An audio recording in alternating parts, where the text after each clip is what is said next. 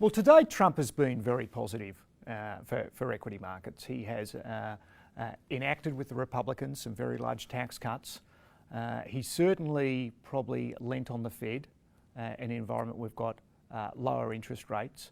He's very, very sensitive about his own achievements, and he correlates that with the stock market, so he's sensitive around what's happened. But to date, he's certainly been positive to markets, but he's certainly added some geopolitical sort of stress to the world. We think he's a pacifist at heart, so we're probably not that worried about the Iranian or North Korean issues, although he's taking some unique diplomacy to the table that the world hasn't seen before. But he is creating some longer term risks. He is challenging the allies at the moment, and he's confronting China, and he's confronting China on a very, very real and deep strategic issue for the United States and potentially its allies in the world. China is a rising economic might in the world and a rising geopolitical force in the world, and a serious challenge to the United States' almost sole dominance in the world. And the United States claim, and I think with some fairness here, that their economic might is rising without a level playing field.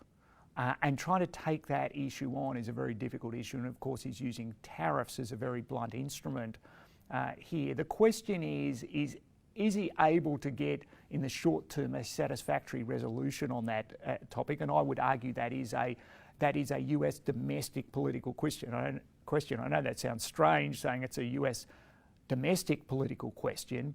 The Chinese will call a truce whenever the United States wants to call a truce on this issue. This long-term issue won't get solved by Trump, and it will still be going on well beyond Trump.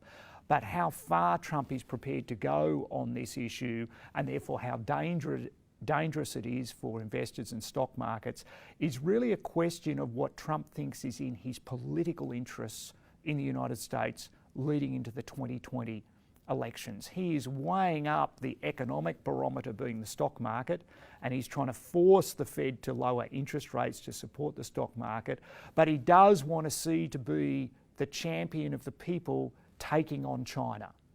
And therefore a truce and taking that off the political agenda, and maybe the Democrats running the argument he was weak on it and didn't solve the issues, may not be in his political interests. But if he plays it too hard a hand here, the stock market could start to crumble. So it's a balancing act. How is that going to play out? Is he going to be the magician of keeping the ball up in the air but the stock market high? I don't know. So far that has worked. But Trump to date has been very, very good for